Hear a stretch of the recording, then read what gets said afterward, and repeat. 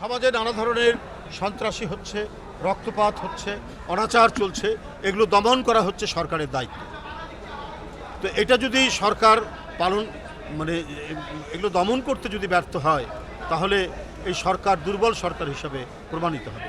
সেই দিকে না গিয়ে আমার মনে হয় অন্তর্বর্তীকালীন সরকার সমাজের মধ্যে শান্তি স্থিতি এবং রাজনৈতিক সংগঠনগুলো যাতে অবিলম্বে আগামীতে একটি অবাধ সুষ্ঠু নির্বাচন করতে পারে এবং জনগণ যেন তাদের বাছাইকৃত জনপ্রতিনিধিদের, অর্থাৎ জনগণের মধ্যে থেকে তারা বাছাই করবে, নির্বাচনের মাধ্যমে তারা সরকার গঠন করবে।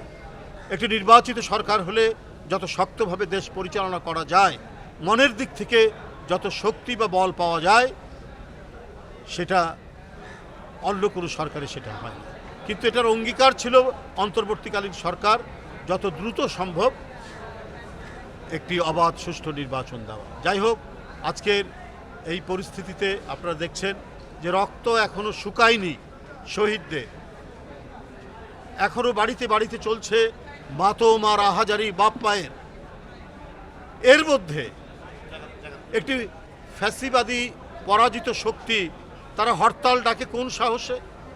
আমরা যে বারবার বলেছি ঘাতকরা এই সমাজের মধ্যেই লুকিয়ে আছে, অনেক টাকা নিয়ে তারা অবস্থান করছে।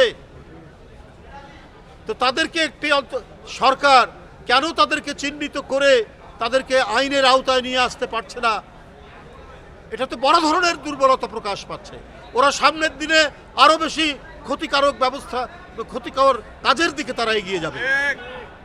তো সুতরাং এই সরকারের দায়িত্ব ছিল অতি দ্রুত গতিতে তাদের কাজ করা। এবং আমি এখনো বলছি, এই প্রশাসনের মধ্যেই এখনো পর্যন্ত এই দোসররা তারাই উস্কানি দিচ্ছে, তারাই নানাভাবে ওই সমস্ত দোসর যাদের কাছে কালো টাকা আছে, যাদের কাছে অবৈধ অস্ত্র আছে, তাদেরকে মদত দিচ্ছে এবং একটা অস্থিতিশীলতা করে গণতন্ত্রের যে সম্ভাবনা সামনের দিকে এগিয়ে যাওয়ার, সেটাকে রুদ্ধ করার প্রচেষ্টা চালাচ্ছে।